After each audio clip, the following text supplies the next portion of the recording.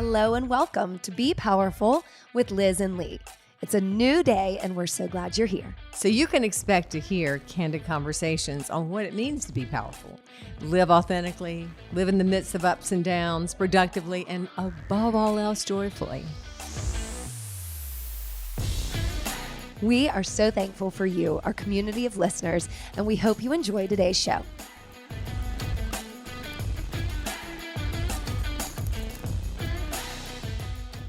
All right. Hello, Liz. Hi, Lee. Hey, everybody. Today we have a special guest who, if you are watching on YouTube, you can see our dear friend and plastic surgeon, Dr. Guarav Bharti. Hello, G. How are you? We are good. I'm good. I hope you guys are good. Excited about talking to you today. Thank you. We're so excited to have you here. You are a board-certified plastic surgeon at Hunstead Cortesis Bharti, where you are a co-owner and partner. And if y'all are not aware, it's one of the best plastic surgery centers in Charlotte. You also have a location in Huntersville, but you have been one of our go-to Botox men. Yes. And we would just like to say, first off, we're not trading like facelifts for this interview. Wait. But We should might. we could. I mean, I'd be glad to, but you guys look so ravishing already. You're not ready for a facelift yet. You're sweet. You're sweet. Thank you for being here. So in full disclosure, I will say I have had Botox by this man himself, and thank you very much. So that's really, we wanted to come on. This podcast is about being healthy, good health, and authenticity. And so you're a friend of ours and also a very well-known plastic surgeon. And I really believe it's time to take the darkness or the secretive part about plastic surgery away. And I think you really address that so well on social media, on your Instagram account. And so since we're about wellness, I would like you to start with helping us understand where, and we have a couple of stories of our own, but where you as a surgeon, a plastic surgeon, help through good health and well-being as far as mental health and physical health. You know, things have changed a lot in the past several years, especially in the United States and worldwide. And COVID, I think, has made people change a lot of kind of how they think and behave when it comes to their own overall sense of well-being, wellness, and taking care of themselves. And this is something that I've been very passionate about, as well as my business partner, Bill Cortesis. And is the reason why we practice is that we do fundamentally believe in this concept of overall aesthetic well-being. Mhm. And what we mean by that is that, you know, we have a large segment of our patient population that we take care of that they obviously want to be healthy. They want to have a great life. And there are instances where there's a disconnect between their external appearance and their internal overall health. And there are things that we can do to help reconcile that. And so when we started to do that and we got to see the impact that what we were doing was not just quote unquote skin deep, it was profound. I mean, we were helping people really regain the sense of themselves, confidence. And so kind of this concept of aesthetic wellness really came to fruition because we realized that like we are doing way more than just aesthetic interventions. We are actually helping people be and live happier. And so I think that stigmata, what was once there, and probably, you know, even like 5, 10 years ago, where people were very, you know, like, oh, she got a X done, she got a boob job, she had her eyes done, she had a facelift, she got Botox, she got fillers, or that's going away. And I think we are very excited about that. But I'll tell you, the overall penetration in the U.S. market, what that means is that, you know, a couple of years ago, it was only 3% of the population had aesthetic treatments. Now it's like up to 6 to 10%. So there's a tremendous runway for growth. And the nice thing is there's something that's appropriate for everyone. And I think that it's really special because we're very excited as our practice is growing a lot this year, and we're trying to really provide these kind of awareness, most importantly, to our patients. And then once we know what they want, to get them to be able to do things to get them the outcomes that they want so that they then can live their quote best life and be confident in who and what they are inside as well as outside.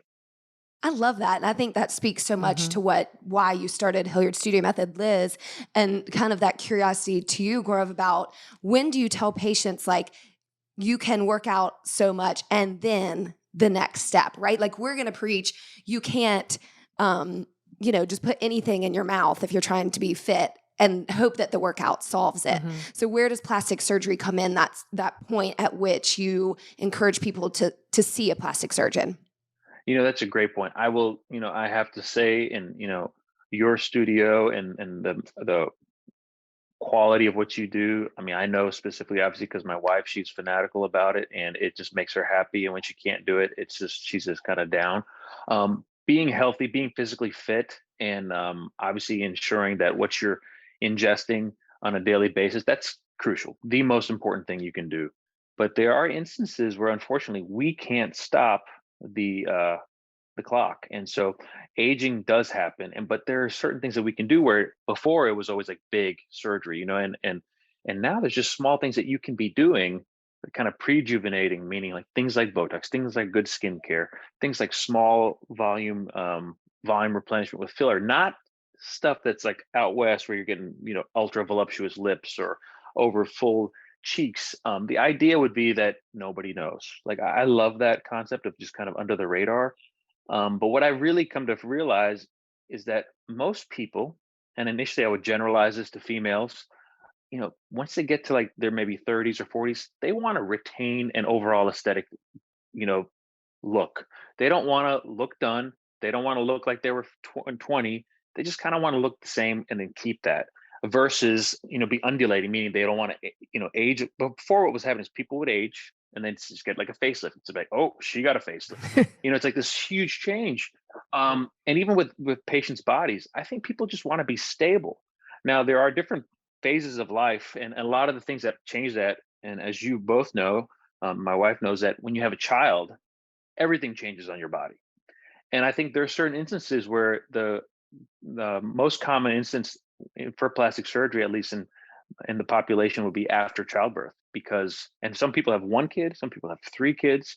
It can take a significant toll and change the overall anatomy and behavior of like breasts and tummy and all these other areas. So I think those are certain situations where, and Liz, I think you and you both would actually know that there's certain instances where like patients can get into phenomenal shape after birth, but they may have excess skin. They may have things that you can't exercise. And one of our old partners, who's retired now, Joe Hunstead, always would tell patients, when they'd come in for consult, he's like, you can be healthy, you can exercise, you can eat well, but unfortunately, if there's a lot of extra skin, you can't exercise it. You can't make it go away. So a lot of times those can be the instances when you would do things like a surgical procedure. And there are multiple other possibilities. But the exciting thing now, which makes me really happy, is like sometimes it's not just big surgery. And I love operating, I love surgery, but I also don't like the idea of people having scars. I don't like the idea of people having any stigmata of having anything unnatural. And so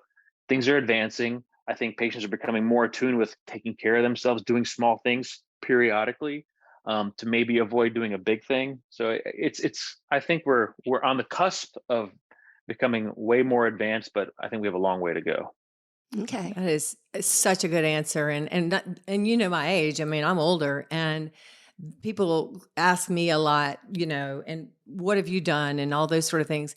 And I've done small things along the way, and that's what I love about you is you're staying, and that's what I think is important in your business, in your, I would say, really in your artistry, is that you're staying on top of your game.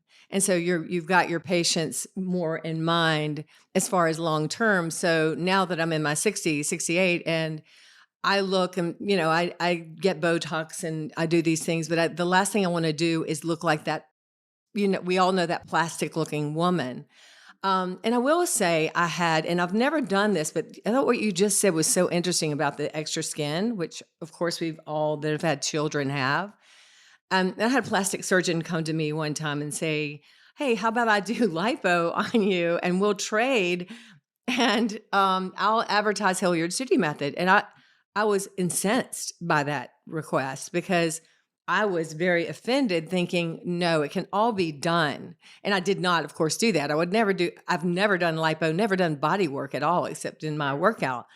And I think that's important. But your point is there is a place where that is an extra. I mean, it's not like, I like what you just said, it's not a big surgery. It's not the big facelift.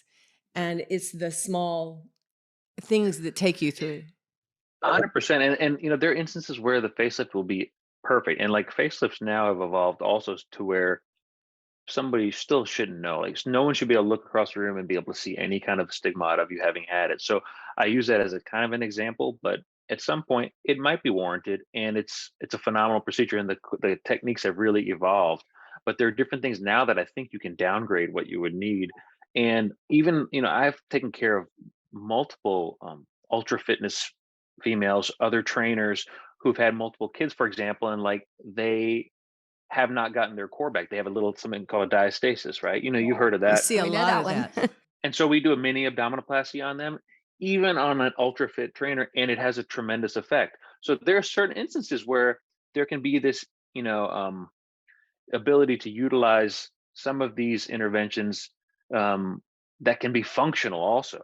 Sometimes women get over endowed, for example, with extra breast tissue, and it gets in the way of them being their best overall physically. And so, something like a reduction or lift can have a profound functional impact as well as an aesthetic impact, and they may feel more beautiful and sexy afterwards too. Because smaller breasts, smaller perky breasts are now in, right? Before it was big, huge, voluptuous, and that's changing.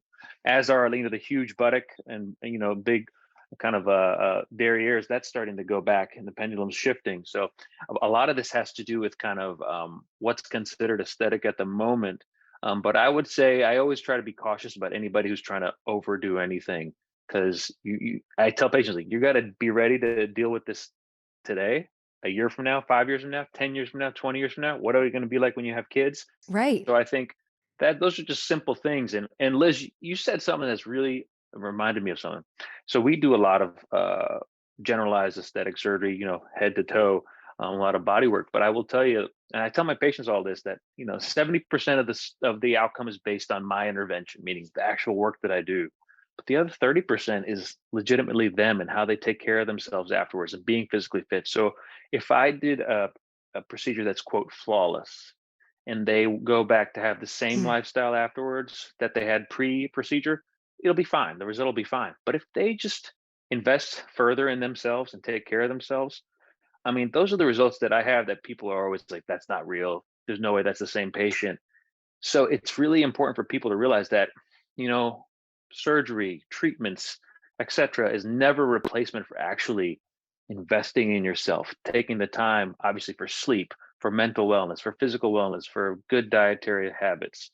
And so that's something that I think gets missed sometimes with all the noise, and it always goes back to that. So we're just part of this concept of generalized well-being, that we can be a cog in that to help address a specific issue, but you still got to do all the other stuff to be your best. Right. Right. You don't get to pick just one. Lee, you've got to tell your story. Okay. Yeah. I mean, that was kind of a perfect segue. I am someone who has had a breast reduction a long time ago, right after college.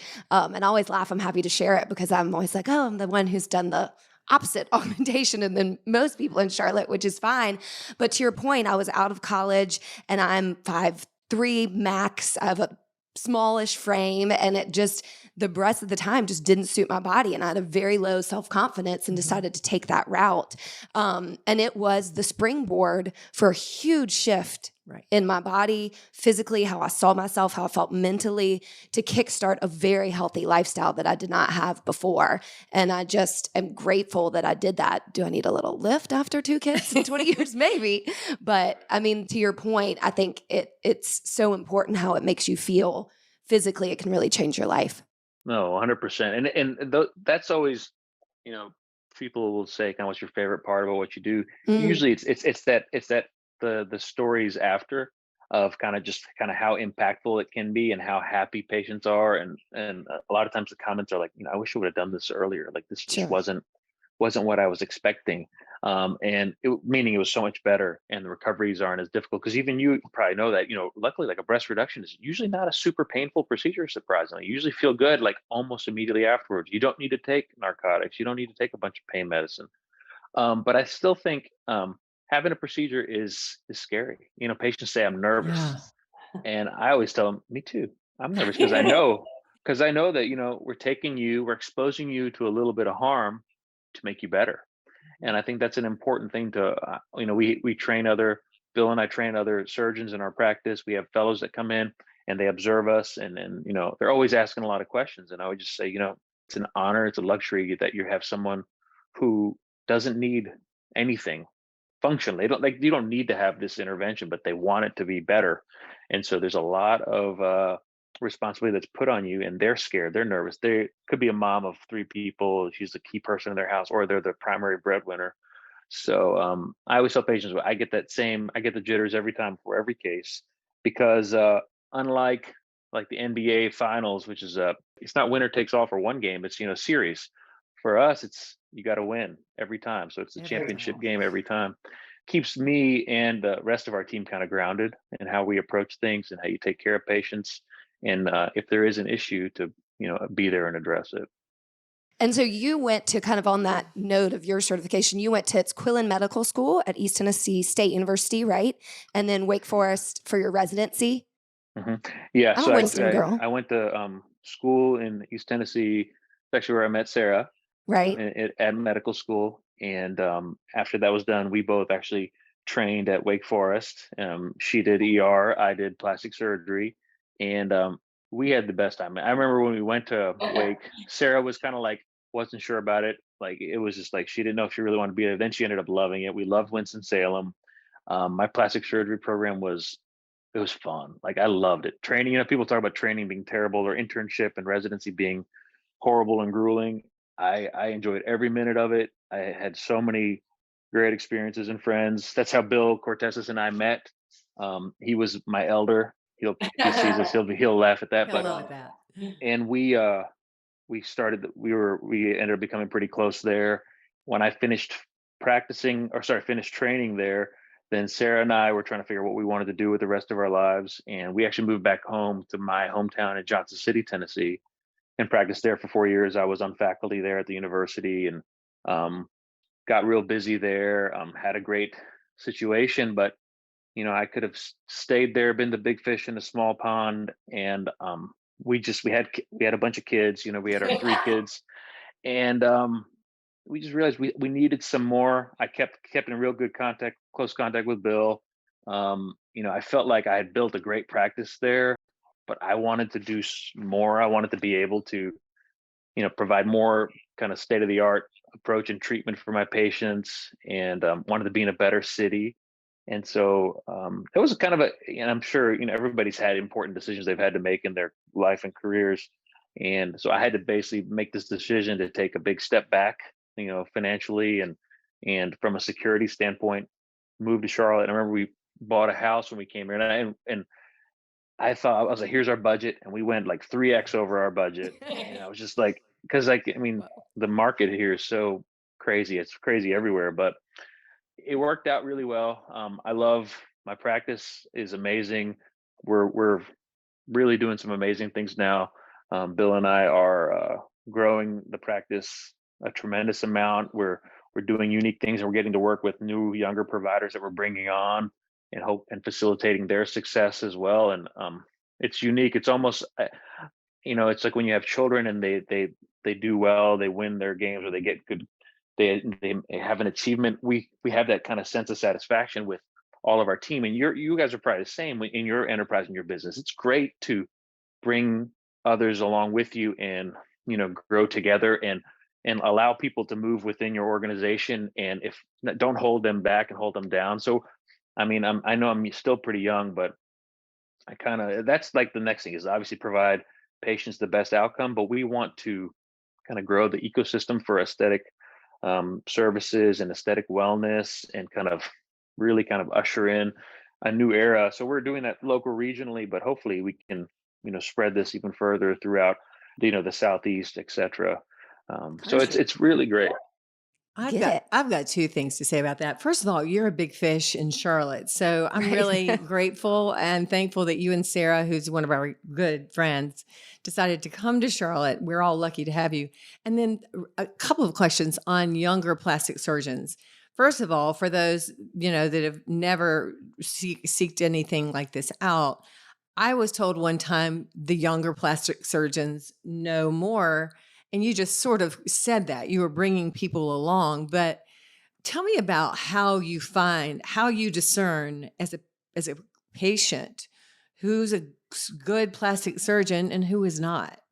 Now, before, I think, it's like when you would go to the doctor or you'd go to a specialist, you would go because somebody said you just go to this person or this is the person and you just do it. And it wasn't like, okay, fine, that's the person.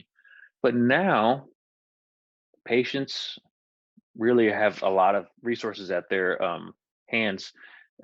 Most of them are electronic resources where they can do a lot of diligence on patients. And we as providers also have the ability to kind of say yay or nay. So I tell a lot of my patients that, this is a really special time, especially in our space, the aesthetic space, where, we're independent of everything. There's no managed care here, there's no insurance here. That you have the opportunity to find someone who's a good match for you. I have the opportunity to make sure that I have someone who I want to take care of. And so, you know, Bill and I and the rest of our team have no issues, telling a patient they're not a good candidate.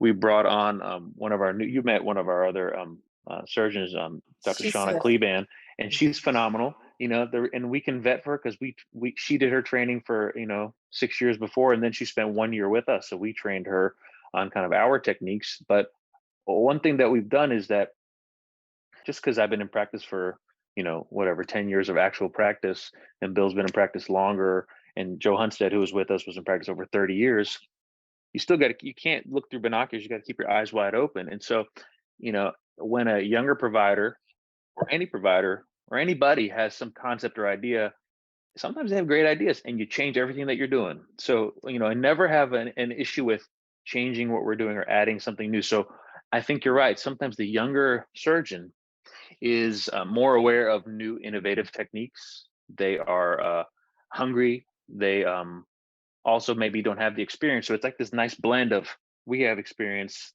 they have the energy, they have the Mhm. tenacity, and they may have great novel ideas. And by bringing those together, I think we end up having the best of all worlds. And so for us, I think the biggest thing that we've realized, you want to have someone who has integrity, someone who's going to take care of a patient, who's going to be extraordinarily respectful to our team and staff. Probably the most important thing, right? You got to be a good Mhm. human.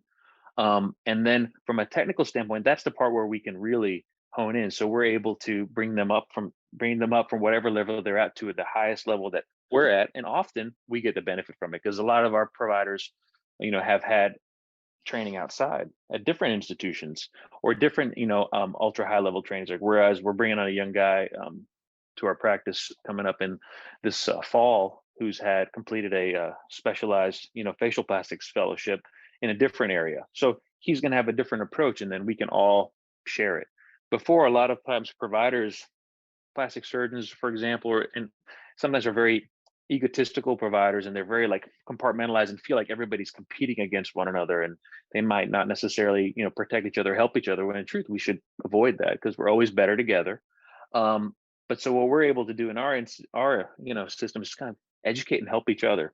And so education is kind of quote sacrifice, because there may not be direct benefit from it, at least from a financial standpoint, but I'll tell you, it always makes the teacher raise up from a level of their level of education and kind of how they can understand, comprehend, and process things. So it's that, I think that's really special. And so when patients need to figure out, tying this back to what you were asking about, how do they find the right provider, I think part of it is visceral, like you literally, who you meet, you can Mhm. tell that somebody's listening. I think they need to understand what you want.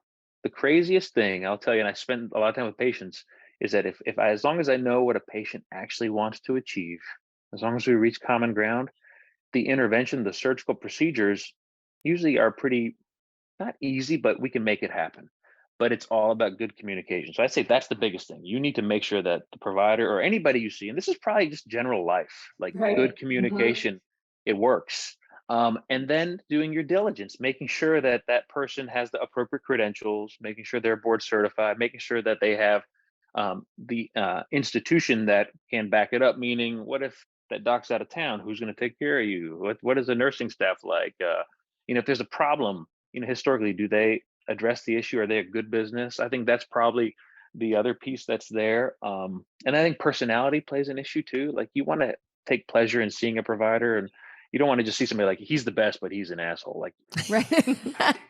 most of the time that doesn't work. I mean, there might be some of that goes around, but I don't like the idea of not being nice. So I think you should just be nice. But sometimes there's a good match. Like I think we have some people that are on staff with us that are a little bit more, not harsh, but they're a little more straight to the point, a little more firm, not too conversational. And there's plenty of patients who like that. So like Yeah.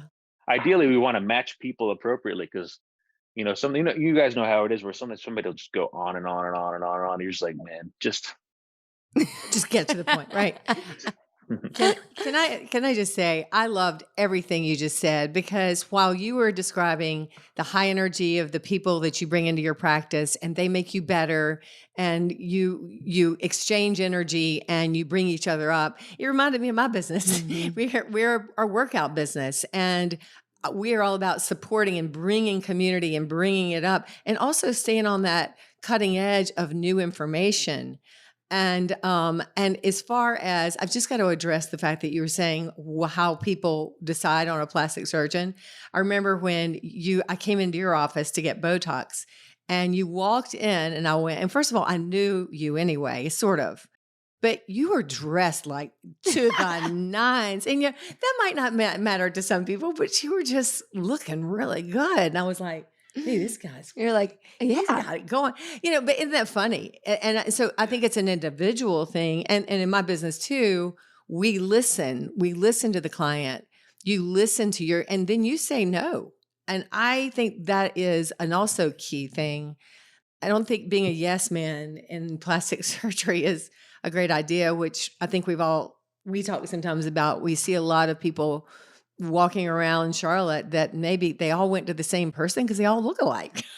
you know? And I think, to each his own. Obviously, if that's what they wanted, that's appropriate. But I think, we're all so unique. Like, I mean, every human is Mm. like this beautiful, unique, custom piece of art, and you just have to treat them that way. And I think that is the best way to do it. But again, it's about making sure you know what that client wants, what that patient wants, because Can I dig on that a little bit more? Because I had that kind of exact same thought this morning. I'm always fascinated. I think it is so amazing.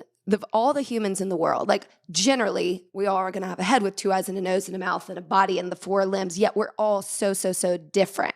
And so my question is, when somebody comes in, and you've talked about this a little bit about communication, are you able to figure out when they really don't know what they want? Like they're so outside of their bodies and selves, and they see other things and they ask for all these things, and you can see the body inside them that you as the artist and the surgeon want to provide for them. Like, how do you steer people? I think that's tough. And I think, this is one of those situations where you'll get somebody, they'll come in at different points of their consideration. So some people are just considering doing Sure. something. Some people are like, I am doing this.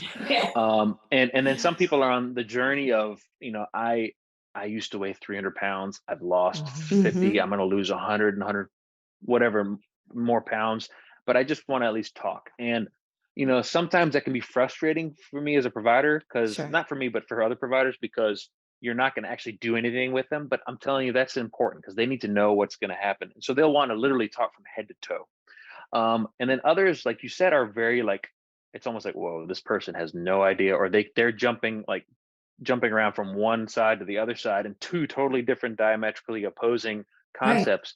I mean, I try to redirect them and try to be like, we need to hone it in. But if they really are that variable and don't have real fundamental vision of what they want, then I either will say, we just need to come back and chat some more, or, I don't feel comfortable with kind of moving forward just yet because, I don't think we really know what you want.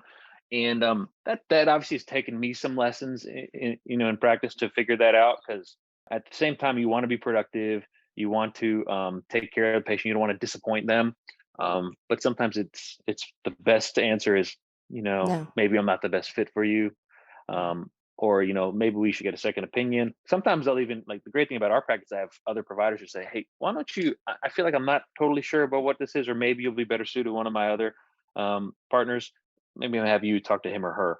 And so that's really a nice thing to do, because I think that everybody, sometimes I might not be the right fit. Sometimes that's the issue. You know what I mean? And Sure. so and it's tough sometimes. Yeah. Hang on, one more thing on Okay. that. Do you think people are coming in with skewed visions because of social media and what they're seeing in culture in the world, or is it helping a little bit? Oh, 100%. It is social media and just societal pressures. Societal pressures have always been there, but social media has really amped it up. Hmm. Yeah. Obviously, a lot of the facial things, but also for body. It definitely has put different kind of pressures and people's inclination to kind of want to have specific areas enhanced or modified or changed is definitely been through social media. Some I think for good, some maybe a little overdone. Some of the initial examples were lips, right? Lips were really big, Right. that were driven primarily by social media, and then different now, like it's like jawline to have kind of a more defined quote snatched jawline. Buttock was the big one before. Now it's like high definition, abdomen and liposuctioning.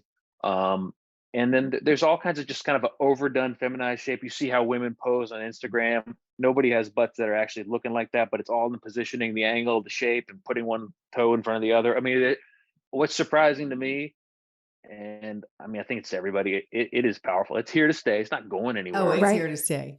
I'm sorry I interrupted you. You are using your social media so well as a plastic surgeon. Now I'm going to be very honest. I can't look at some of it. It's like whoa, and I just flip through it. But you're showing, like I recently saw one of a woman who had an eyelid lift, and she was wide awake. And you said she had done it 15 minutes ago, and she did it on nitrous oxide, and that is a beautiful use of social media. And she was a normal looking human being, not, I was still amazed at how people want to do this dysmorphia to their bodies, like these gigantic bottoms that went, thank goodness those are getting out of style, or maybe they're not, but. Yeah, and it's very interesting. And sometimes you're just, Mhm. and I think I always tell other surgeons that are with us or other providers, if you don't feel right about something and doing something, you think that it's not the right thing. I think you probably maybe shouldn't do it, and at least talk to that patient, make sure they know what they're getting into. um, but if it's something that somebody wants and you're able to help them achieve it, it's super satisfying as a provider. So it's like this interesting tension that we face, and that is kind of one of those things that goes back to, everybody's unique, everybody has different desires and wants. So at the end of the day, what's the core thing that drives us, or it makes us tick? It's really to make people happy, and Mhm. make them feel good about themselves. So sometimes you gotta reel it back in and be like, I can't make the nose that I want of that patient. It's got to be the nose that they want. When you're doing like a rhinoplasty, it's probably the same. And I'm sure even in your Yeah. arena, it's a similar kind of concept. Right. And you everybody's so different, and that you can't necessarily treat them all the same, but at the same time you have to have some sort of standard. So it's what you guys have built is really remarkable. The level of respect that you have in our community is huge, and the scale that you're taking this at. I see that you're in different cities now, and now you're going to be in Charleston also. I mean, it's really remarkable because the fitness space is very unique and it's very cluttered, has a high failure rate, has people who unfortunately may not be the most savvy business people who really make some bad decisions. And I think you've done the total tangential thing and have created this monumental brand, and your level of respect in our community is huge. And then also your philanthropic interests locally are, you guys are at a lot of events. You do a lot of great good for the community as well. And, getting to know you via my wife has been so special, but I'm very impressed by it. And, the unique thing too is, the way that you all carry yourself is very special, and it all being ratcheted, the backbone of it all being wellness is even better, Thank Too you. kind. And there's a reason why Very. we're seeing you at these philanthropic events. You're doing the same good work, our friend. Well, and at the end of the day, too, I think, and thank you, I Means a from the lot. bottom of my heart, though you couldn't have said anything that touches me more. But I think the sense that you and I have, and the three of us have, is a sense of building people up, however that is, whether it's through plastic surgery, whether it's through wellness, and knowing that it is so much more than just the workout. It is so much more than just the plastic surgery. That it is the community, and it's the support and the listening and the encouragement to eat well and be well and to be themselves, whoever that may be. But I think that is one of the secrets to your success too. yes, the men and women that walk out of your practice are I would say the greatest compliment to you is you don't notice that they've had anything massively done.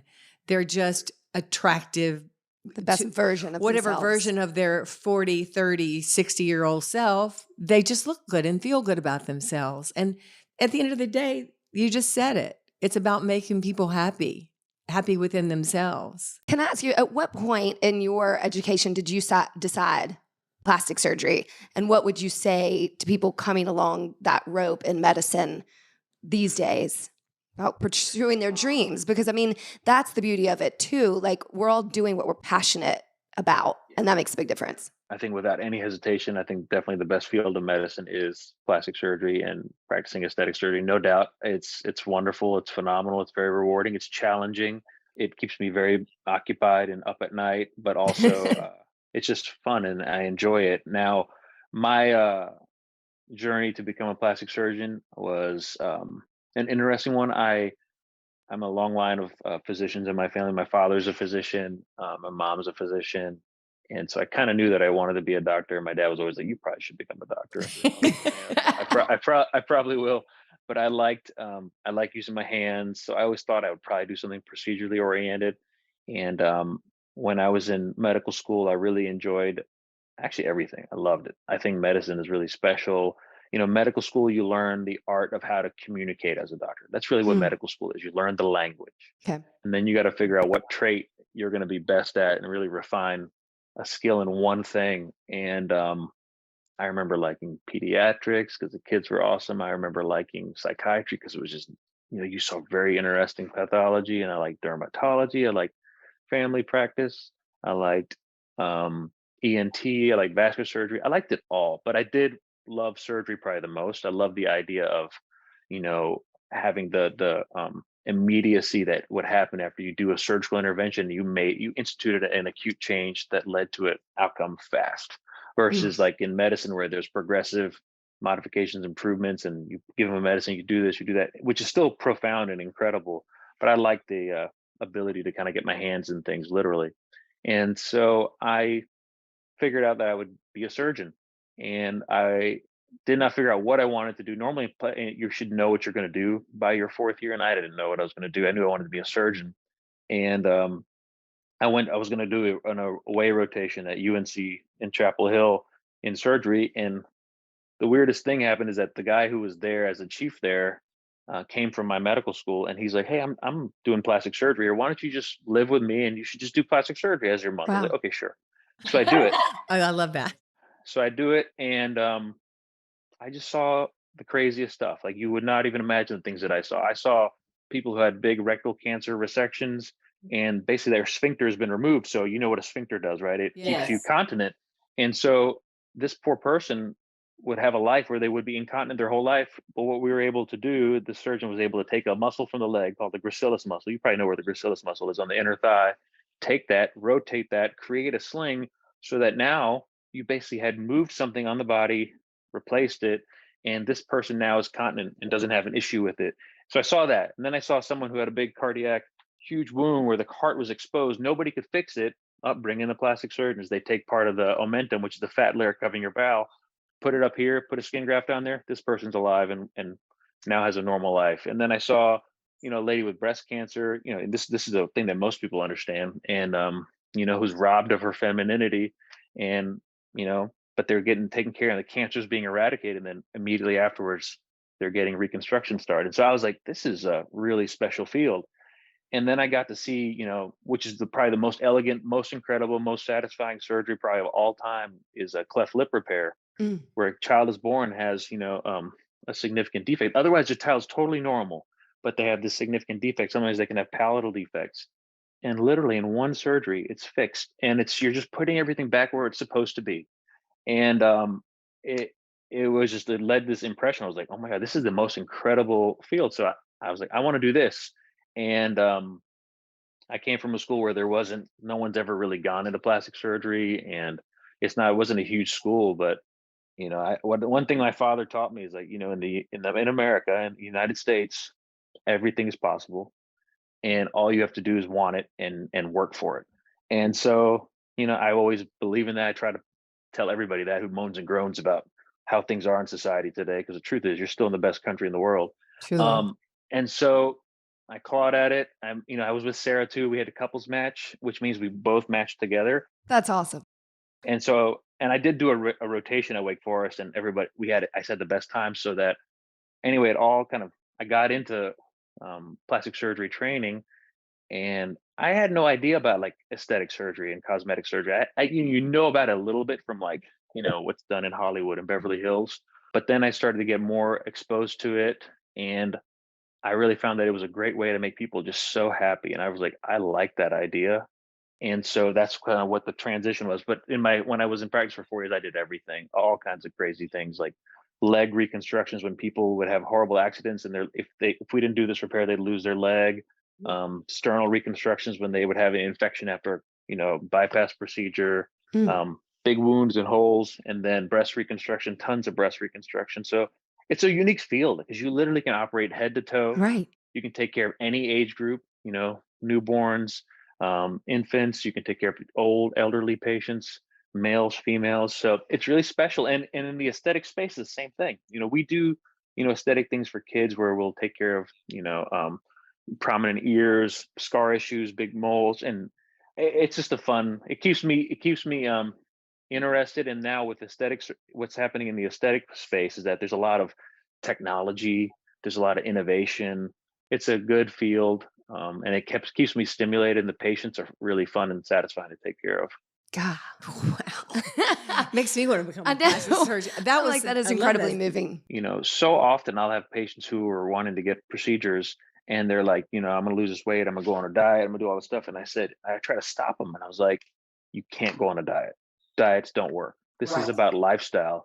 What is your recommendation when you have your clients or even some of my patients? Like, how do you get them to understand? And then what do you recommend for them? Like, what is a simple idea of how you live healthier from a dietary standpoint? Not a diet, because I don't believe in diets. Oh, yeah. I 100% agree with that. I never have believed in any diets. They don't work. First of all, they're proven to not work.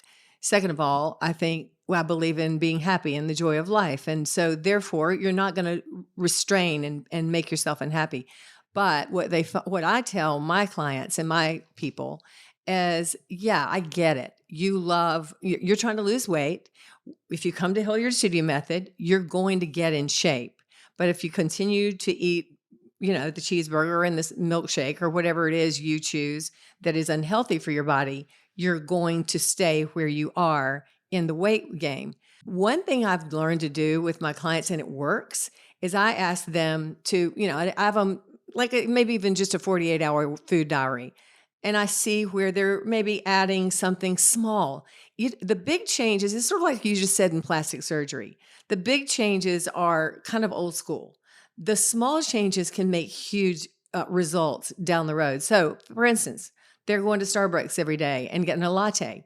Okay, let's just taste and see what coffee tastes like.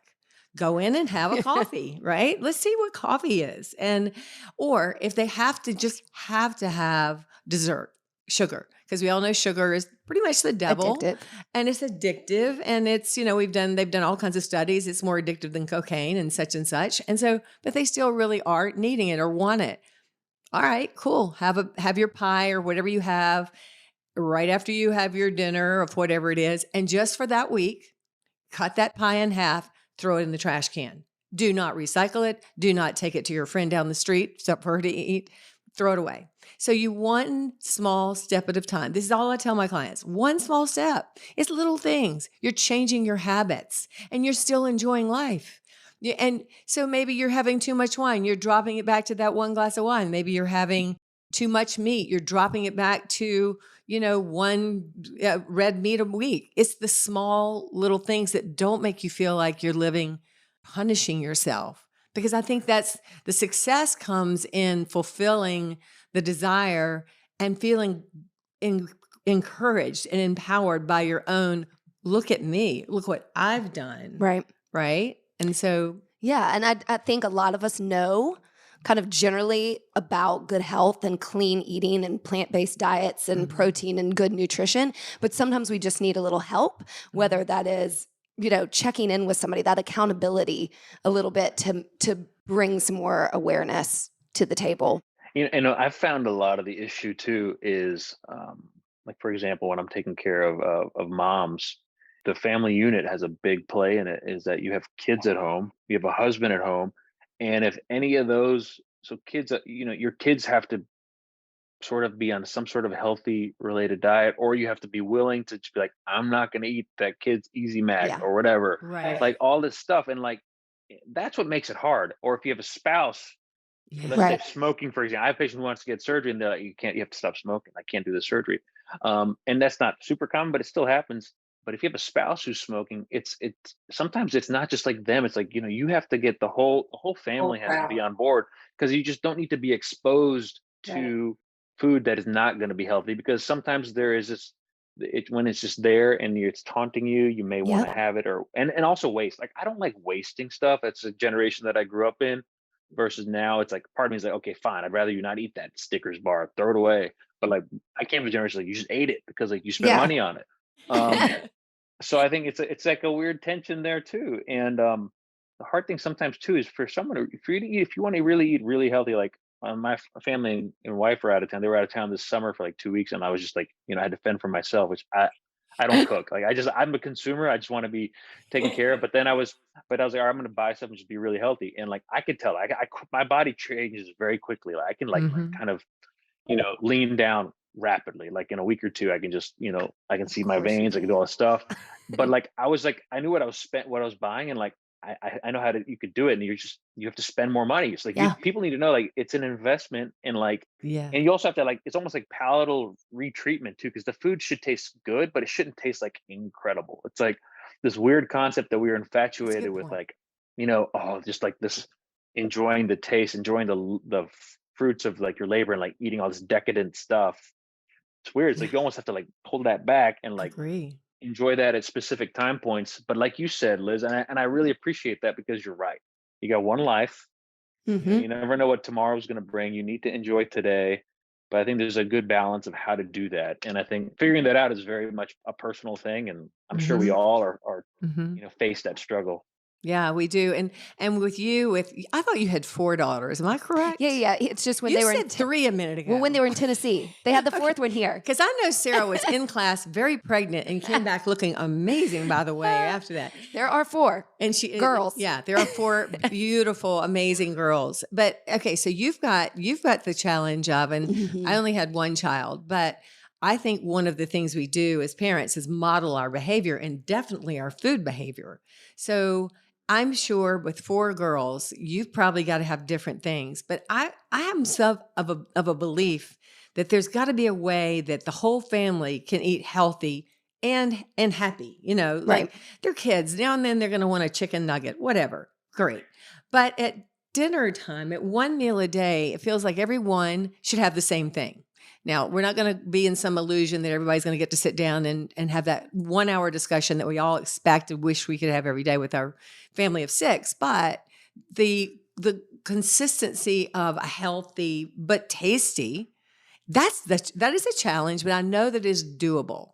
At least with my one child, we didn't always eat healthy, but we always ate the same thing. You're so right on that. It was funny, and I think Sarah, I'm just lucky that I have her, because she obviously is the glue and does all the right things for all of us. When they were gone and they came back after their 2 week trip to New York and Fire Island, they were eating out a lot, everything, and they do a little bit of eating in the place that they were staying, but it was predominantly eating out. The girls were just like, we just want to eat at home. We just want Uh-huh. Uh-huh. to cook, and it was just like, so even they can tell. I think so, Yeah. because they've been used to kind of a more stable, more healthier option. Because when you're eating out, that's a tough thing. When you're eating out, I mean, usually no matter what you do, it's not typically the healthiest. I mean, you can be careful, you can make good decisions, but often you're getting some pretty loaded caloric things that are done so that the taste is this really bold, So you robust keep coming taste. back, right? Yeah. I mean, it's that just getting that processed Mhm. out first. Mhm. And then I think looking at the health of our kids, the same thing we say about putting on a seatbelt should be the same as what you put in your mouth, right? Like that same mentality of protecting our children's health the best we can. Like, don't run into oncoming traffic. Maybe don't eat a box of donuts. I mean, like, if you kind of look at it that way, I mean, we're a real privileged society that has access to food, and not all of it is very good for us. But if we start with those basics. Oh, well, speaking of those 4 girls, we know you need to probably go do something with them. It sounds like a swim meet today. Yeah, Speaking of, 2 of them are gone, and the healthy. other 2 are somewhere here. But luckily, I don't hear any screaming. But that's usually a dangerous sign. That's good. You've been gone too long. It got too quiet. I love it. Well, you are such a treasure for us as friends, but also for this whole community in Charlotte. And I hope everybody enjoyed listening to this, because I've got even more questions when we get off the air, and I'm going to be seeing him soon. Time to go back. Yeah. You guys are great. We appreciate you very much, and this has been fun. Absolutely. Thanks so much, and come back again. We'll do. All right. Thanks. Bye. Thanks for listening to us today, wherever you get your podcasts. And remember, you can now find our podcast on YouTube. Yeah. If you liked it, please share, rate, and review. We love 5 stars. And we hope you'll work out with us online or in studio at HilliardStudioMethod.com.